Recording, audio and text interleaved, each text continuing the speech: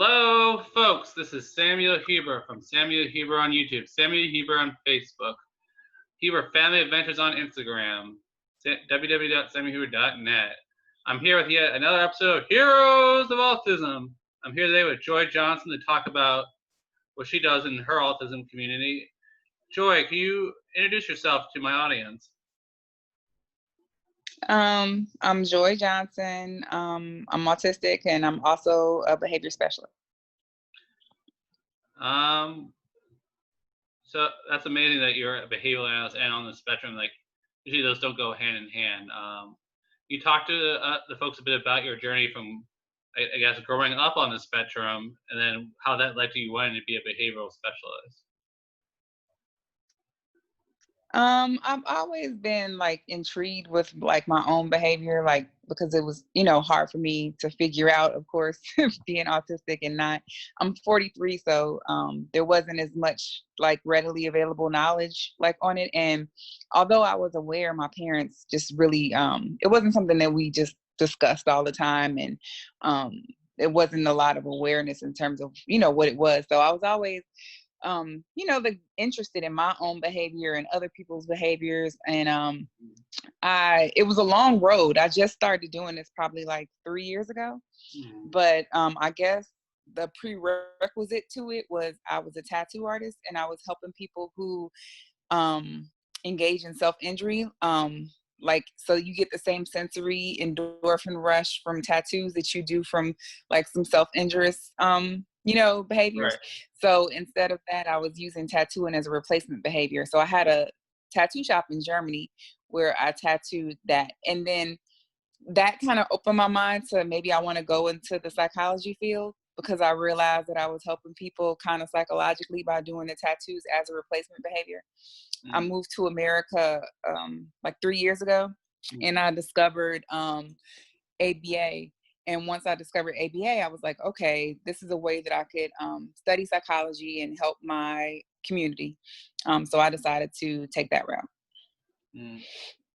That's quite a story. I want to back up a bit and learn a bit more.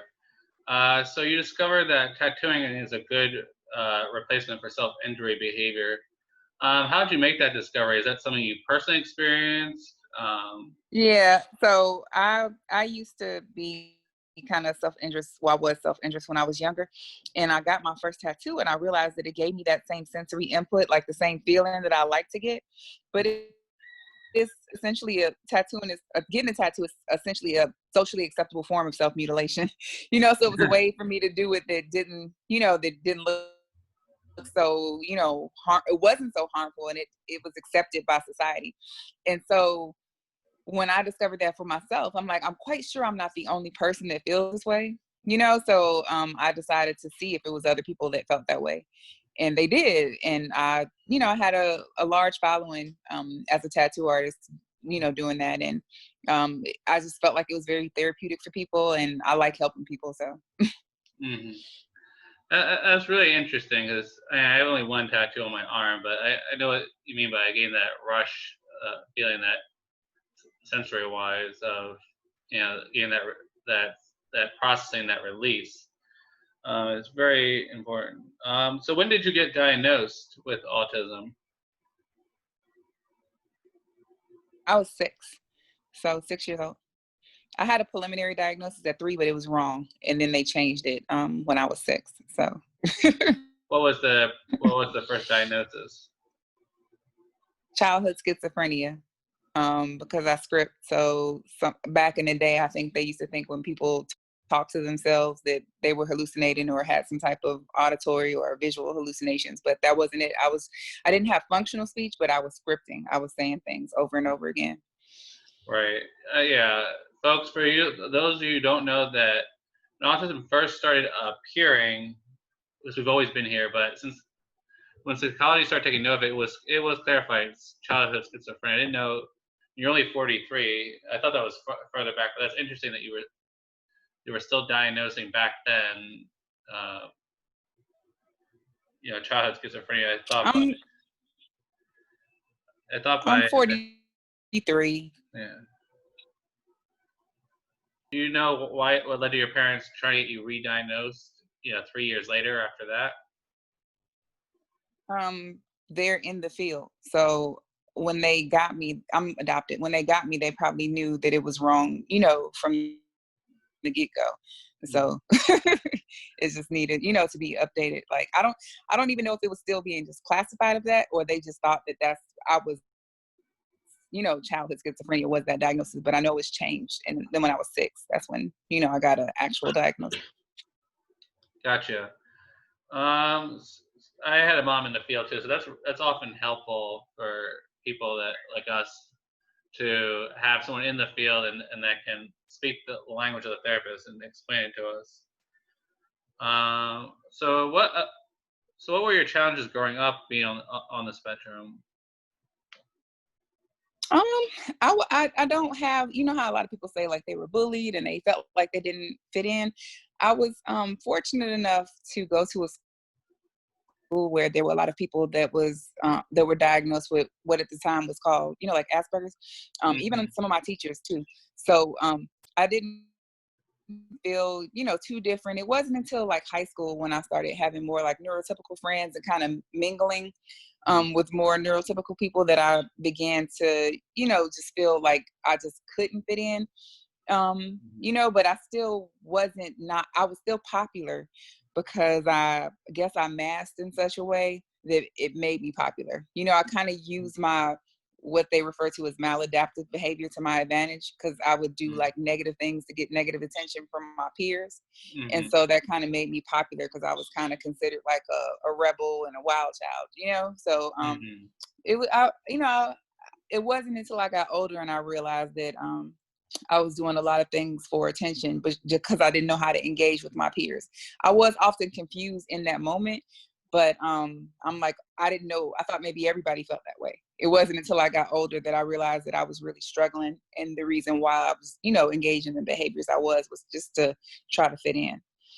Yeah, and I think that's a really common struggle for autistic people. Like to get attention, like we often we can't tell the difference between negative attention and positive attention. Like doing good things gets you positive attention or negative. Like it's really hard for us as kids to tell the difference. And I, can totally relate to that, not knowing how to get attention. I guess what changed the whole game for you? Like when you realized, there are more productive and positive ways to get people's attention.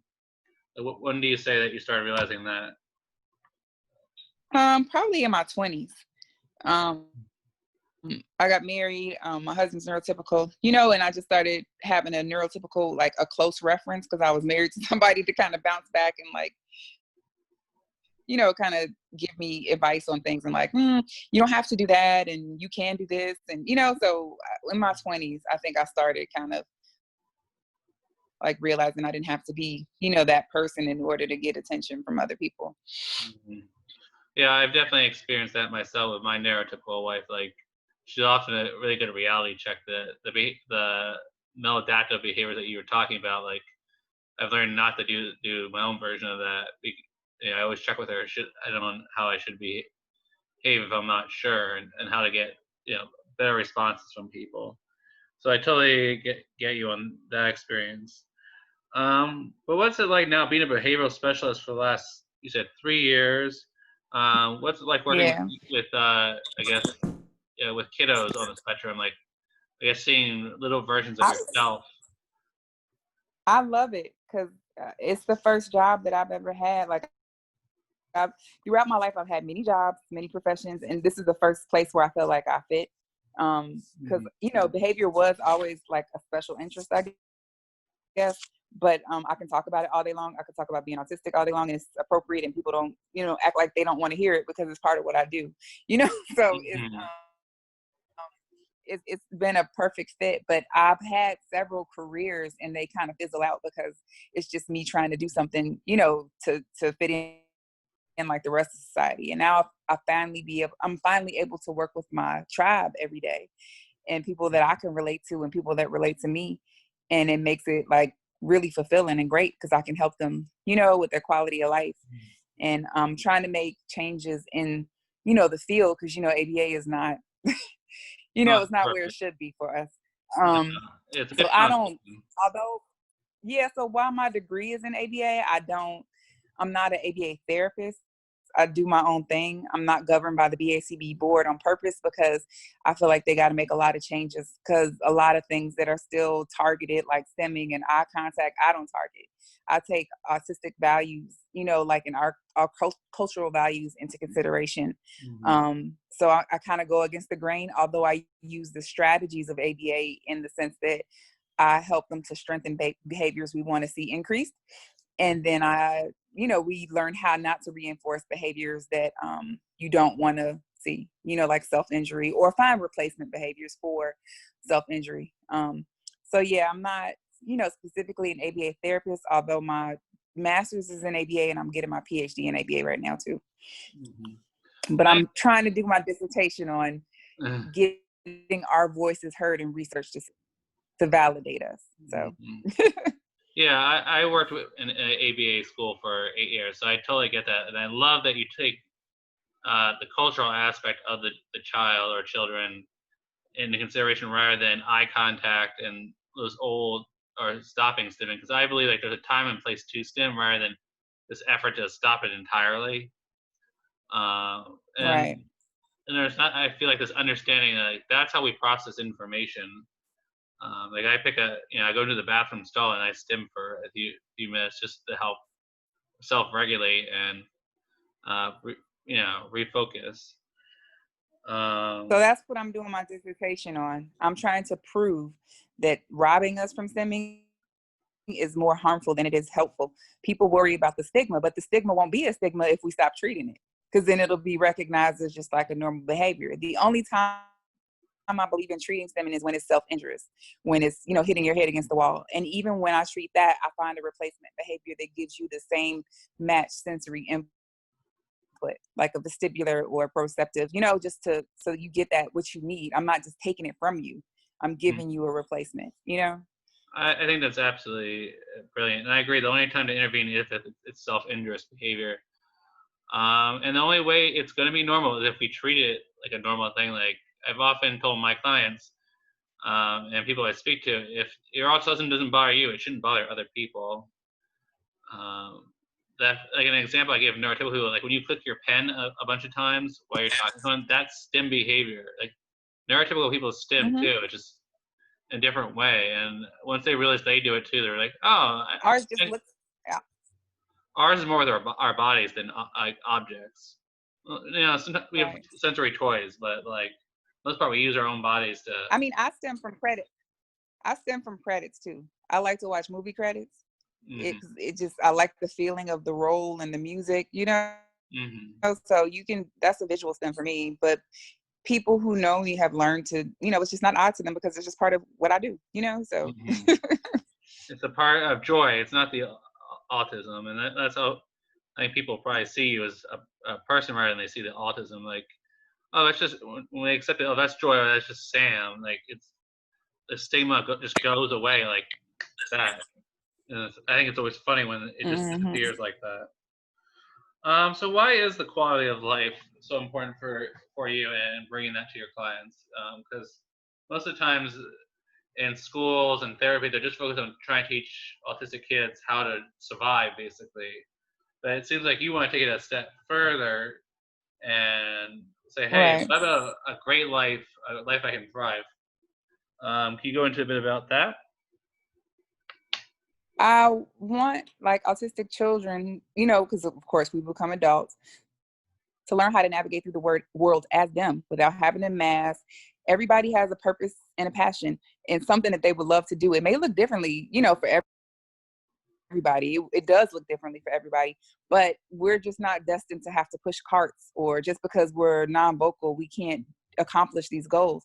So I always try to focus on, no matter what the quote unquote disability looks like, to still try to find the strengths to help them accomplish what their ambitions are, and let them know that they're not limited to, these jobs that they try to place us in, especially those of us that are a bit more impacted by autism. I really, really, really am concerned about them, because people are like, oh, they're non-vocal or they have certain behaviors. That doesn't mean they don't have the same dreams and ambitions as everybody else. And we have to try to find a way to make that happen for them, and make them relationships, opportunities to socialize.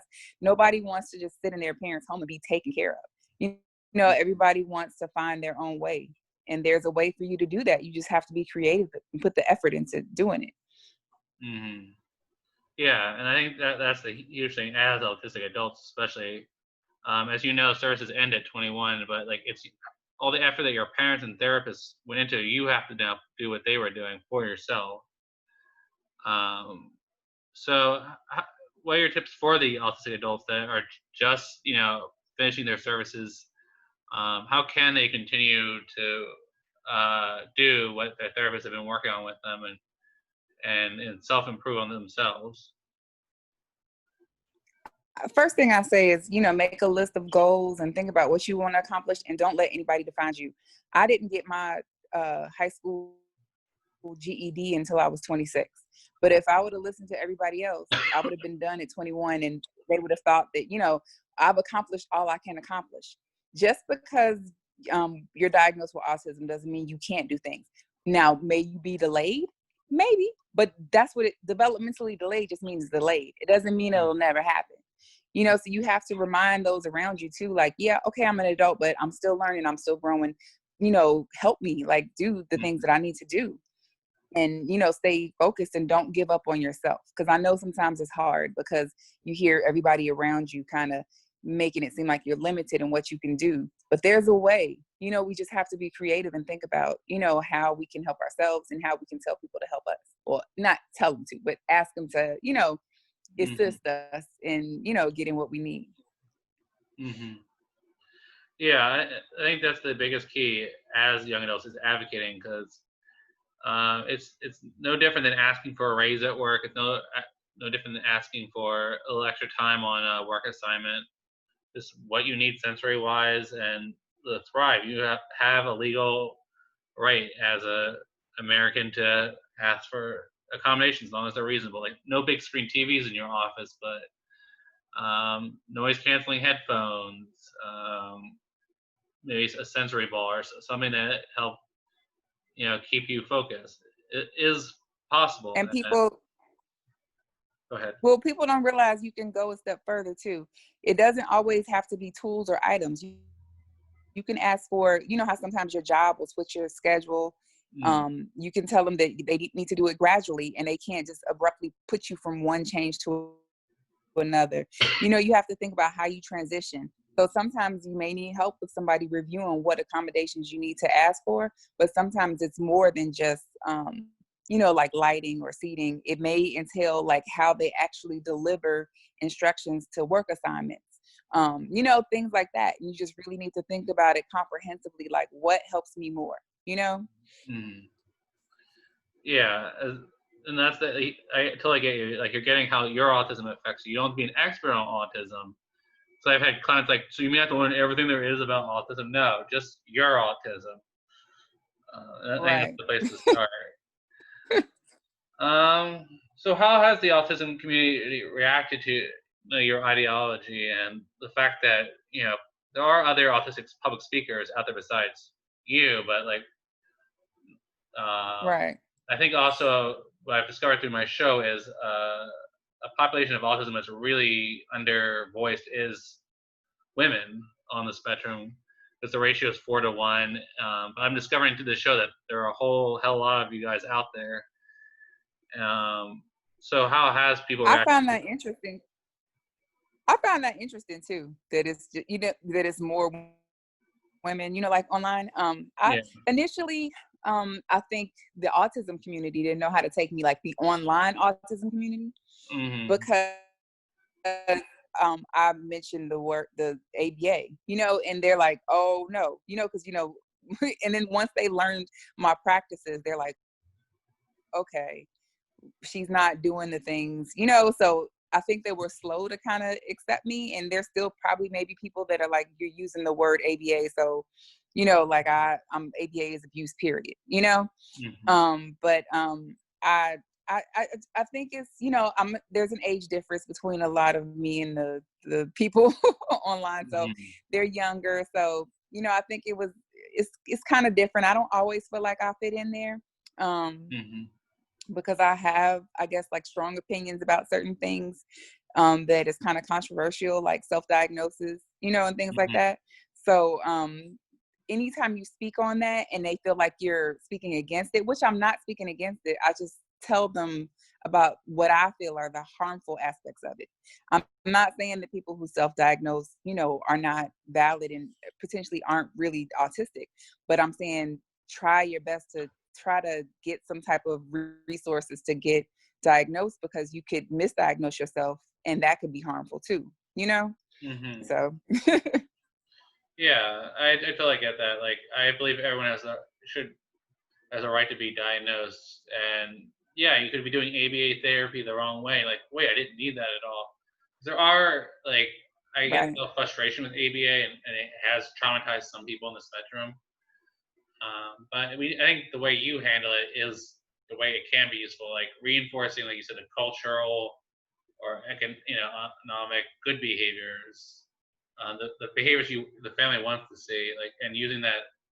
The strategies of ABA are great. It just, I think the ideology of why we do ABA needs to change. It, it's the subjectivity of the social validity, because the things that are targeted are deemed valid by neurotypicals.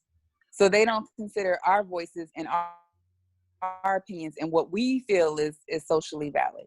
And we're the main consumers. So we're the people that you need to talk to, not our parents. You need to ask us. Meaning, if we're not old enough, you need to do research, which is what I'm trying to do with my dissertation, to survey autistic adults to ask, well, was this helpful to you or was it not? Was this harmful? So part of what I also do is when I go into homes and I work with children, I disseminate that information to adults, to their parents. Mm-hmm. And if their parents still want to target stimming or eye contact, then I'm not the therapist for them. I won't do it because I know the harm that can be done. And 9 times out of 10, I haven't had a parent that once I explain, the benefits, it's like a cost benefit analysis, Mm-hmm. and I tell them, yeah, there can be some stigmas, but do you really want your child to be friends with or try to be friends with somebody who wouldn't accept them for who they are in their entirety anyway? And hopefully those stigmas will go away as we reproduce this pattern of not treating it, so once I explain it, they're like, you know what, that's not so important. When they realize stimming might help my child focus, when they're doing homework, when they're, so most of the time they're like, you know what, you're right, we'll just leave that alone and focus on functional communication, toileting, things that they need in life. Yeah, I know exactly what I mean. Because like right now, I'm stimming with this quarter, just spinning it backwards so I can focus on what you're saying. Shiny, shiny things are one of the things I like to stim with. Um, and that's really great that I think like parents really seem to be responding well. And I think the other huge thing that we're seeing in the autism community, especially with autistic women, is the fact that I know from my psych classes that women's brains, the language part is usually way more developed, so it's easier for you guys to mask or do the Hmm. maladaptive behaviors, and that's why like I'm seeing time again, especially to show that women aren't getting diagnosed properly until like their early 20s, or you got lucky at age 6, but it's always I can tell later than Hmm. the boys, which I find Well, you interesting. know what, I think of course, that's valid. But you know what else? I think I have a perspective that it's totally not rooted in like evidence. It's just what I've observed. I Okay. feel like society kind of lets us slip through things. Like we can be awkward or socially awkward or quote unquote weird, and it's cute. But if a male does it, they have a harder time being accepted by their peers because there's this societal view of what masculinity should look like for a boy. But if Mm, a girl does something that's kind of strange or odd, they're like, oh, that's cute, that's quirky. But a guy, mm. they don't hold that same standard, so I think society also looks at us differently, and kind of allows certain behaviors and like, oh, it's just a girl. But if a guy does it, then it's not accepted the same way. I think that's definitely true because like often autistic boys can be more sensitive than a neurotypical boy. Like a lot of them wear their hearts on their sleeves, so it's often by a lot of societies as they effeminate. Rather, they're just really honest people, and they're actually more mature, I think, than a lot of neurotypical men. Like what they're displaying is vulnerability, which is something I always tell them. That's what the ladies like. They like a man who can be vulnerable, not this shut down robot who's emotionless. Right. Um, I think, and to give, I guess, the audience a bit more context with these social norms, let's pick dating, for example. How did dating go for you, and like meeting these norms? Like, you went from, oh, this is what Joy does, it's cute, to like, oh no, I have autism, and this, this is what I need from my partner. This is a very hot topic among a lot of my audience. Uh, Dating was not horrible in the sense that at the time I thought it was fine, but as an adult, when you look at stuff in retrospect, I was very promiscuous, and I think I was that way to mask because I didn't know how to engage socially like appropriately. So the first thing I knew is I can have sex and you'll like me, So I Mm-hmm. think that our dating for me was was a mess because I was just like, and then I developed like a reputation of being, so Right. I was popular, and I was known for kind of like a love them and leave them because I didn't know how to express intimacy. So people would get the vibe from me that I was just sleeping with them and leaving them, but I just didn't know what to do after that. Like it's like, Mm-hmm. okay, now you like me. What else do we do now? I don't know how to engage after that. So people Right. thought I was like this player, but really I just didn't know how to continue it or how to facilitate a healthy relationship. So I appeared to be like a heavy dater, but it was really bad as an adult now that I look at it. Yeah, I know what you mean. Like, folks, what she's basically describing is she went to the extreme of the most intimate thing two people can do together, which is sex. But like, there's no like in between 0 and 100. Like, we don't know what to do between 0 and 100. We can hit 100 by having sex with you, but like, what about at 50, 70% of intimacy? We're often very clueless on that. And how So do I maintain it? Like, what do I do after that? You hit yeah, it on the head, though. I love that analogy. thank you. Well, because I've experienced that myself. Like, for me, it wasn't sex. It was more like I was trying to be like, people I saw in the movies that got the girl, which would be like James Bond, because he had all the. At first, I thought it was all the pickup lines, and I realized it was his confidence that got the girl, because his pickup lines are terrible. Or then or like Ron Williams getting the girl through just being very funny, but it wasn't being me. It was just being a side of me, to get like just get that attention. So how did you learn to, I guess, not go all the way to 100 when you like somebody, and like go to 50 and like have just like verbal intimacy? To be honest, I just got lucky, and I've been married for 20 years. So I Congratulations. got lucky, and I met somebody who told me, like, you don't have to do all of this. Like, he wasn't interested in sex. Like he was like, no, I want to get to know you. Hmm. But the first day I was ready to, and I'm like, this is weird. But I kind of liked it because he just wanted to spend time with me, which is all I wanted to do. But Hmm. he spent time with me. We talked, and 20 years later, I'm still with the same person. But that didn't happen until I met that person.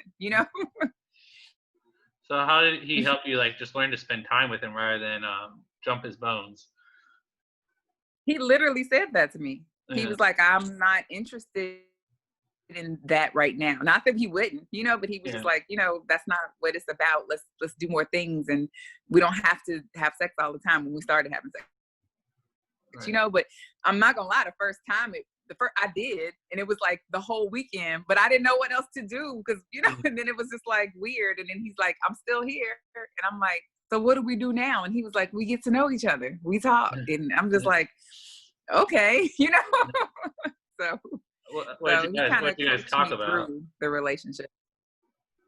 He was into like music at the time, and he recognized early on that I was an artist, and I didn't even realize that I was an artist.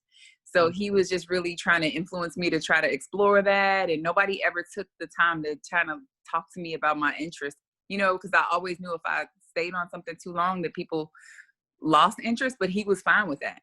Like he would let me talk about the same thing, for like a long time, and Mm. keep feeding into it. So, that's kind of how it works. Yeah, I definitely experienced that with my wife. She taught me how to like dive deep with someone, not just do puppy love, which is all I knew. Like the very beginning of the relationship stuff, I didn't know how to go past that.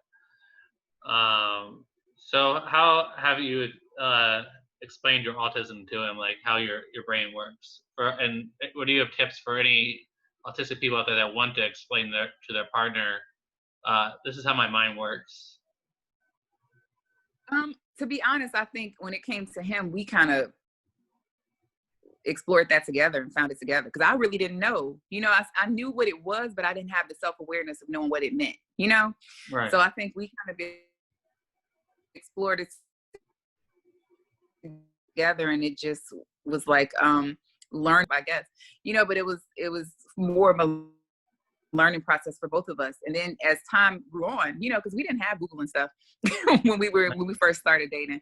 As time grew on, I was able to look up stuff and correlate things, and I started reading about like this is not just me, this is other people who have a problem. Like employment was always a hard time for me. I could always get a job. I can get any job. I'm really good at that, but I don't want to stay there long.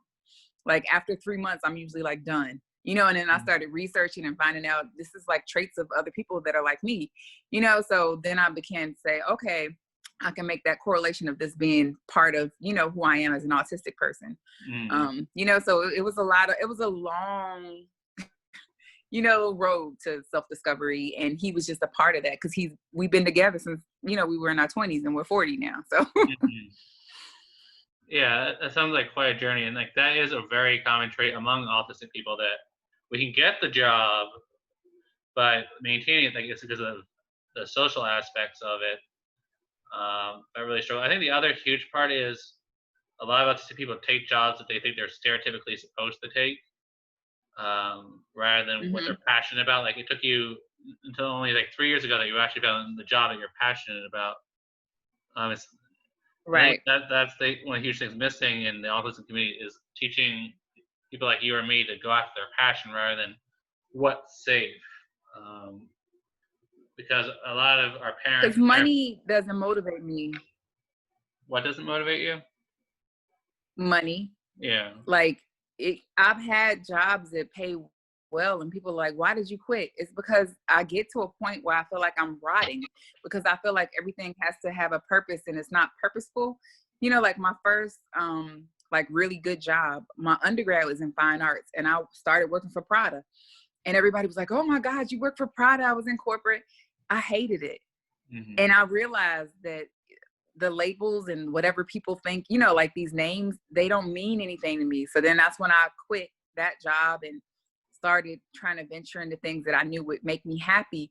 But it still was me not truly embracing being autistic, because I knew that I was always attracted to other people like me, but I didn't want to put myself in the position where I was around a whole bunch of other people like me, because it would draw attention to me being like that. Like I wasn't ready to be like out to the world. People who, like my husband, but I wasn't ready to tell like everybody, like so. Yeah, I totally get it, because it's like there is still the stigma out there, and people do treat you differently once they find out. Like in my experience, like they kind of treat you like a child, or like childlike once they find out you're on the spectrum, or like they're walking on eggshells around you because they think you're about to like explode at any loud noise or whatever. That's it's more insulting than being courteous. Like if you want to know what I need, ask. Don't just assume that I'm volcanic inside, or whatever way you want to describe right. it. Um, That's how I feel like I'm working in the field is hard, because I feel like people look at me sometimes like I can't competently treat people that are like me because I'm autistic. Like how can you help somebody who's autistic because you're, and in my mind, it makes perfect sense, because we're the same, and I can help you navigate, because I have not only education, but I have personal experience of lived experience of knowing how to navigate through these things now that I'm a bit older, But to other people, sometimes they look at me like, I don't know if you could treat because you are part of this, and I'm like, it's not about that. It's about helping them navigate, and it's not the same as like, I don't know. It's not an illness, number one, because they're like, how can you, it's like I'm helping them navigate through lived and education, through lived experience and education. Yeah. Girl, like I can tell you, I go through the same thing as a public speaker. Like well, you don't have your master's. Like, how can you know so much? Personal experience. That's how I know so much. And Mm-hmm. and it's not illness, like you say. It's like I know exactly how um, my clients or students or whatever think. I know how they feel. I know what they feel when they're stimming, when they're angry, when they're having a meltdown. So I've been there, and I think that's how we're going to get a better understanding of what autism is, by hearing from actually autistic people. It's like why former addicts make the best, buddy system in Alcohol Anonymous, like because they've been there where people who are just trying to get sober have been. Like they know how the addict mind works, and then for us, we know how the autistic Yep. mind works because that's how our mind works, or somewhat close to it. Um, Yep. and I my agree. Yeah. And then my experience, like working in the field, has given me much better perspective of my own autism and how far I've come in my behavior. And I'm guessing that's been the same case for you, that you've learned so much about yourself just by seeing how far you've come from being diagnosed with childhood schizophrenia to having your master's and doing what you love. Yeah. And the fact that I wasn't allowed to graduate, and I have 2 masters too. I have one in education and one in I taught for a while. Remember I told you I had several jobs. Right. I taught for a while. So I taught for kids with autism in Germany, and I just knew I didn't want to be a teacher. I'm like, I still want to dig deeper. Mhm. But the fact that, I was underestimated into thinking I couldn't even graduate from high school, and so that makes you, that sense of kind of feeling like you won the battle against neurotypicals.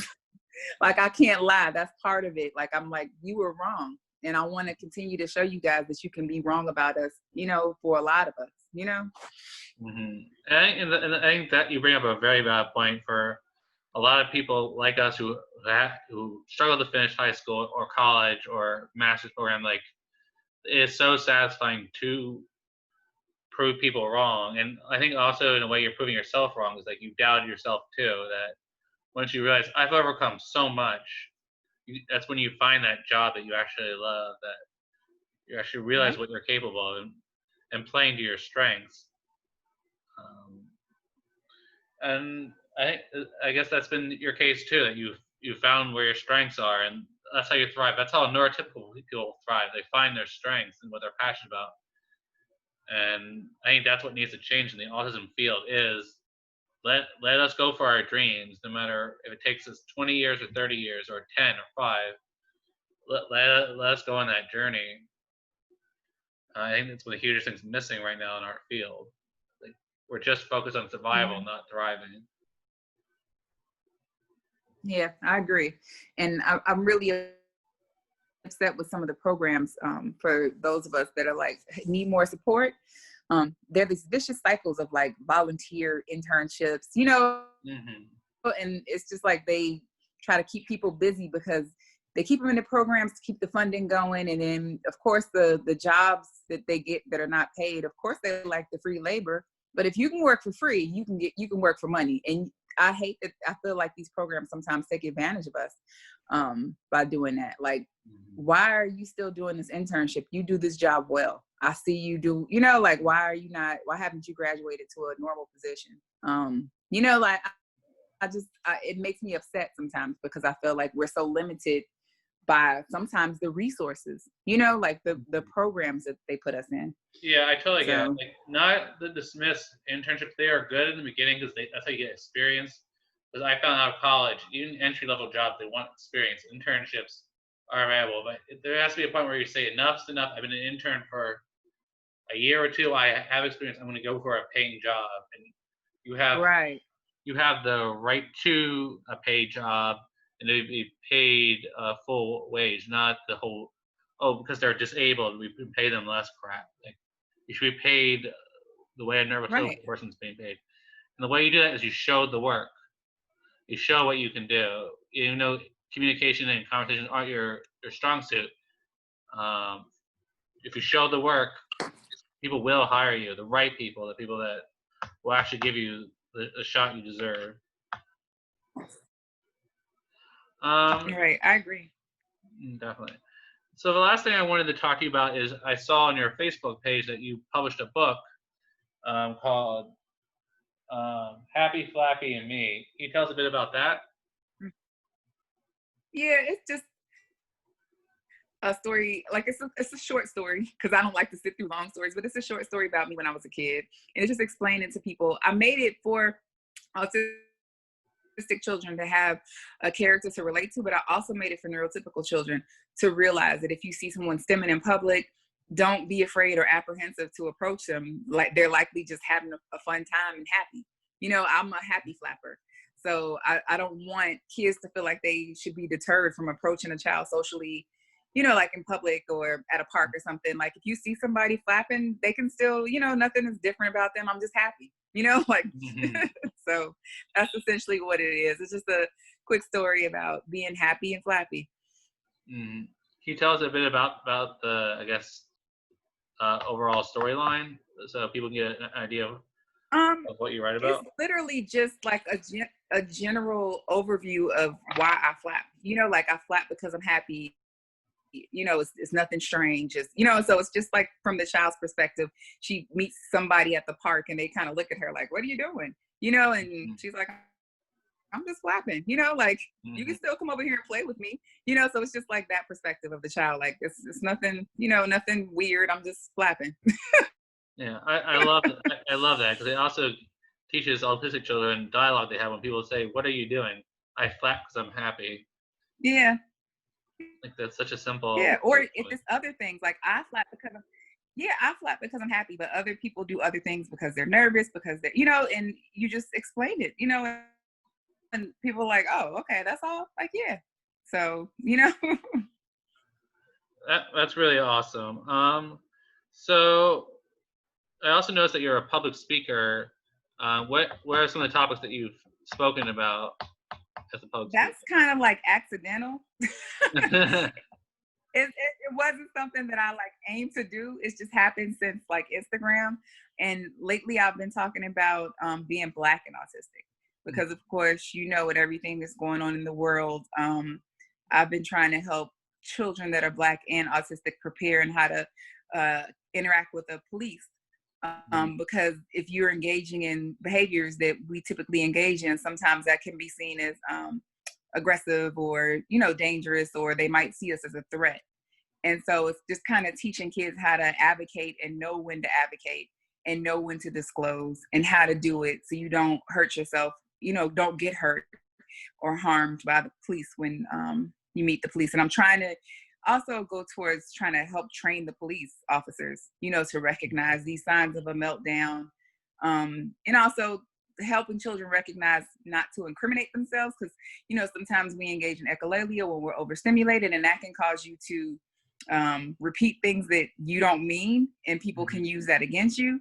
So it's like teaching kids to also tell them, I want to remain silent until my advocate or family member comes, you know, if they're in a situation where they're alone and they may not understand things, and telling them, I do not understand what you just said. You know, if they say, do you understand the Mhm, rights? And you say, no, I don't understand, you know, so mhm. those things. Yeah, it's definitely a very hot topic. Talk about, and I've seen that on Facebook about a lot of. I'm from Philadelphia, so the situation I've seen a lot of African American families are like, "What do I do for my child?" One of the best advice I've heard is teaching cops to wait 30 seconds for the child to respond or autistic person, because there are situations where, like I think a year ago, like there was an autistic African American man who was stimming in the middle of an area, and the cop didn't know, uh, what to do or what he was doing, so he mistook it as aggression, even though he was on the ground. So, what are some tips you would have for cops besides like waiting 30 seconds for the person to respond, even though I acknowledge is a really long time to wait for someone to respond to your question. Call crisis intervention, but learn the signs of a meltdown.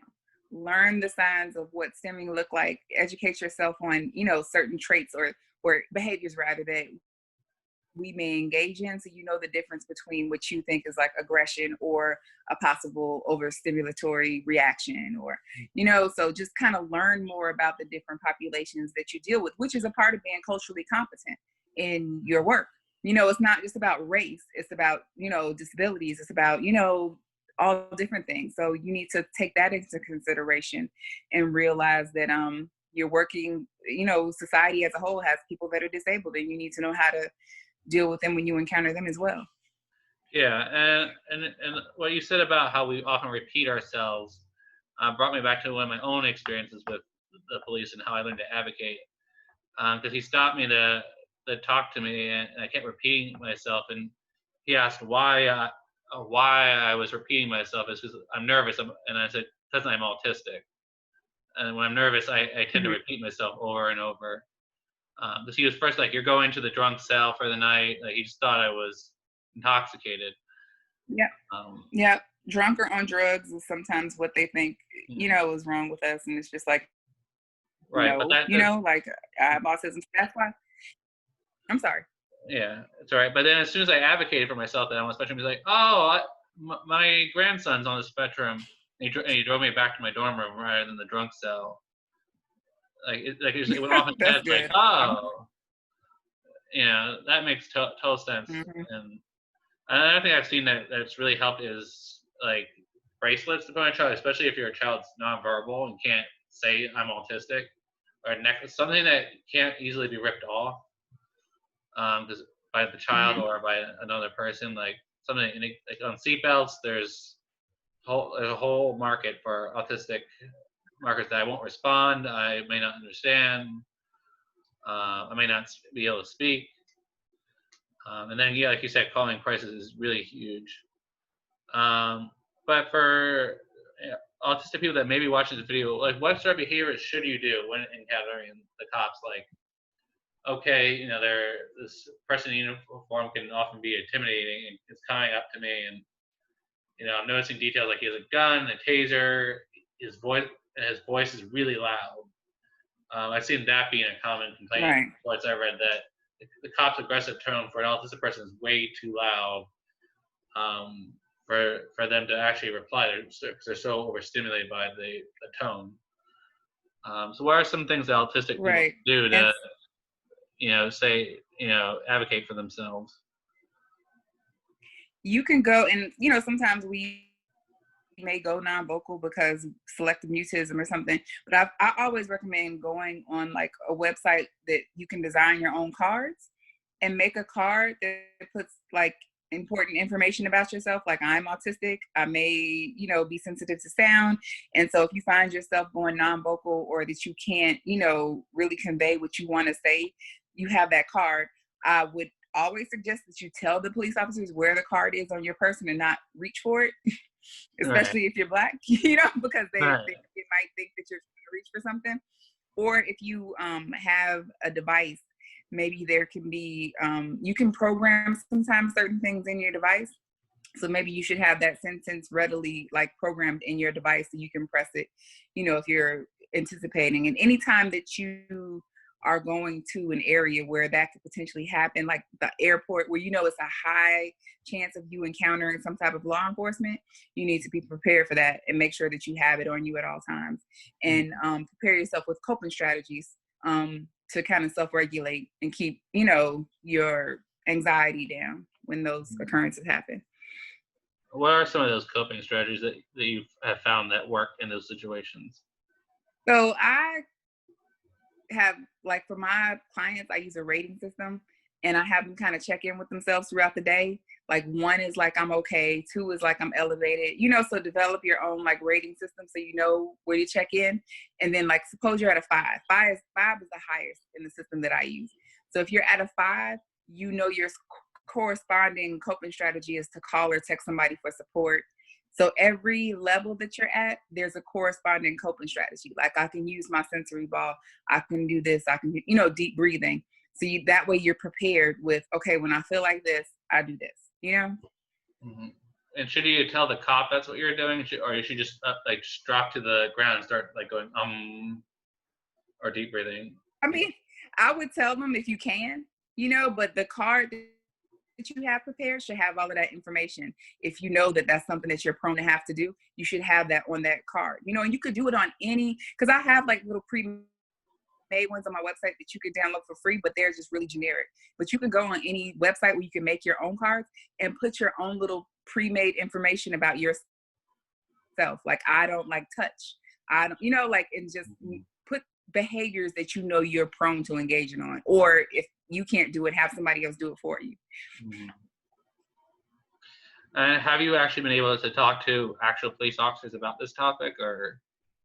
I haven't yet. I've gotten people reach out, but I haven't had anything come through yet. But I did actually, I've gone to a couple of protests and stuff that's been going on, and I've offered to. So we'll see if they respond. But I said I will come and train for free. Like, I just want us to be safe, So Right. I think I'm sorry. Go ahead. Sorry, I interrupted you. No. I lost my train of thought. You go. Yeah, I think that's the biggest thing that for autistic people in the African American community, in any community, because there's stigma and prejudice against mental health, just like race. And I think the biggest way that police officers can learn about autism and African Americans who may have it is having people like you tell them exactly how it is, and have someone like you where they can ask a million and a half questions about how to react to us. And that's really noble and great that you're doing that. And I think we definitely need more of that in our community, like talking to government officials and police officers, firemen, and all that stuff. Like, especially also in hospitals where a lot of doctors aren't trained on how to deal with autistic people that are being rushed into their emergency room, and that can be a whole other ordeal. So I always I've had clients that end up putting hold from like mental health holds, and it's they don't need to be put on 48-hour holds. They just need immediate help, but that doesn't mean you have to keep them in a facility for 2 days. Right. Yeah, sometimes it can be a very quick fix. It could be just be that they need to self-regulate, and I think that's why having autistic advocates in hospitals is so vital. And I think for autistic people out there that are struggling to find work, there's plenty in the autistic field. Like, I got into the field because I know a lot about autism. Like, that's why I use in my job interviews. Like, I know what your clients feel like.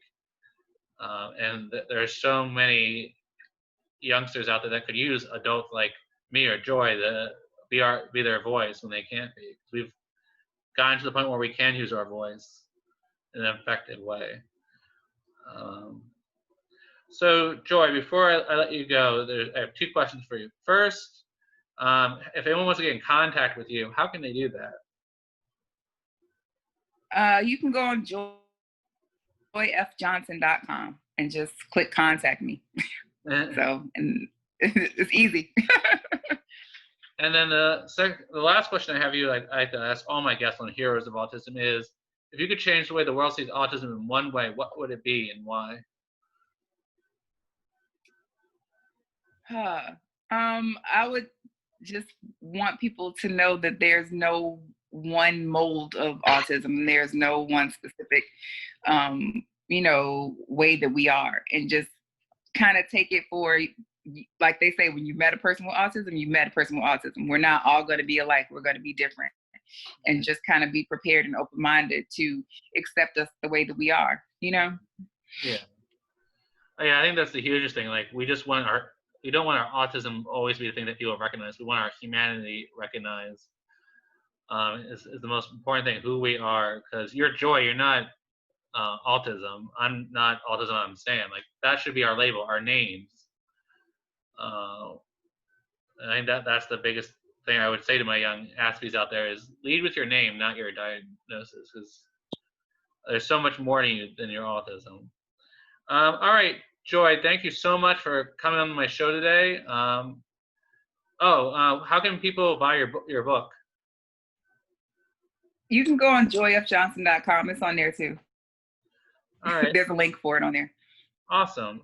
All right, folks, check out her book.